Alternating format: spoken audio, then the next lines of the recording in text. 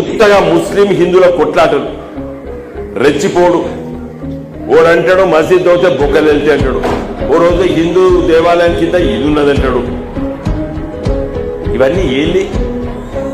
ఈ దేశం లోపల అల్లా కల్లోలం సృష్టించింది కాంగ్రెస్ పార్టీ కూడా ఒక పాత్ర ఉన్నది. మతోన్మాదులు బీజేపీ పార్టీ ఉన్నది.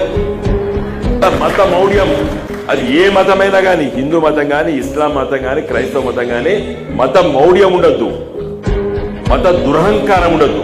నా మతమే గొప్పది, నీ మతాన్ని గౌరవించా అనడం కరెక్ట్ కాదు. అదే మన భారత రాజ్యాంగం చెప్తుంది మనకందరికీ. కాబట్టి ఇలా గులాబీ జెండా రాజ్యాంగం పట్ల విశ్వాసం ఉన్నటువంటి జెండా మన పార్టీ. కాబట్టి దయచేసి ఈ ప్రభుత్వము పేద ప్రజల బ్రతుకులు మార్చడానికి ఇలా మనం పెద్ద ఎత్తున కొన్ని కార్యక్రమాలు తీసుకున్నాం.